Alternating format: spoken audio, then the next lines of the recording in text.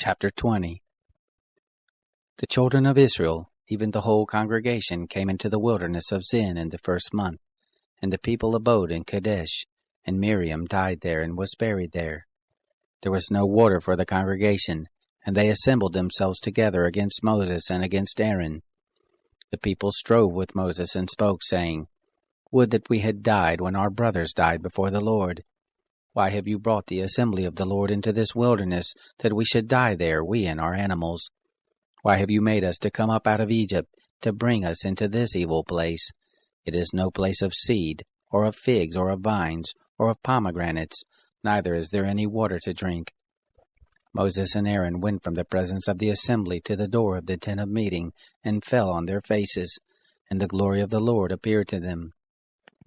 The Lord spoke to Moses, saying, Take the rod, and assemble the congregation, you and Aaron your brother, and speak to the rock before their eyes, that it give forth its water. And you shall bring forth to them water out of the rock. So you shall give the congregation and their cattle drink. Moses took the rod from before the Lord, as he commanded him. Moses and Aaron gathered the assembly together before the rock, and he said to them, Hear now, you rebels, shall we bring you forth water out of this rock? Moses lifted up his hand and struck the rock with his rod twice, and water came forth abundantly, and the congregation drank and their cattle.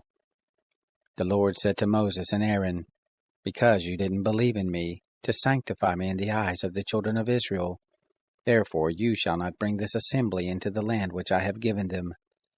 These are the waters of Meribah, because the children of Israel strove with the Lord, and he was sanctified in them. Moses sent messengers from Kadesh to the king of Edom. Thus says your brother Israel, You know all the travail that has happened to us, how our fathers went down into Egypt, and we lived in Egypt a long time, and the Egyptians dealt ill with us and our fathers. And when we cried to the Lord, he heard our voice, and sent an angel, and brought us forth out of Egypt. And behold, we are in Kadesh, a city in the uttermost of your border. Please let us pass through your land. We will not pass through field or through vineyard, neither will we drink of the water of the wells. We will go along the king's highway. We will not turn aside to the right hand nor to the left, until we have passed your border. Edom said to him, You shall not pass through me, lest I come out with the sword against you.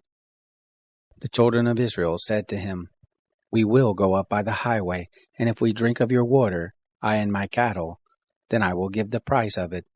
Let me only, without doing anything else, pass through on my feet. He said, You shall not pass through. Edom came out against him with much people and with a strong hand. Thus Edom refused to give Israel passage through his border, and Israel turned away from him. They traveled from Kadesh, and the children of Israel, even the whole congregation, came to Mount Hor. The Lord spoke to Moses and Aaron in Mount Hor, by the border of the land of Edom, saying, Aaron shall be gathered to his people, for he shall not enter into the land which I have given to the children of Israel, because you rebelled against my word at the waters of Meribah.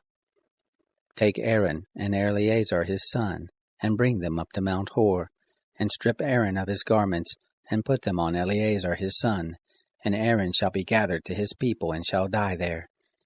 Moses did as the Lord commanded, and they went up into Mount Hor in the sight of all the congregation. Moses stripped Aaron of his garments, and put them on Eleazar his son. And Aaron died there on the top of the mountain, and Moses and Eleazar came down from the mountain. When all the congregation saw that Aaron was dead, they wept for Aaron 30 days, even all the house of Israel.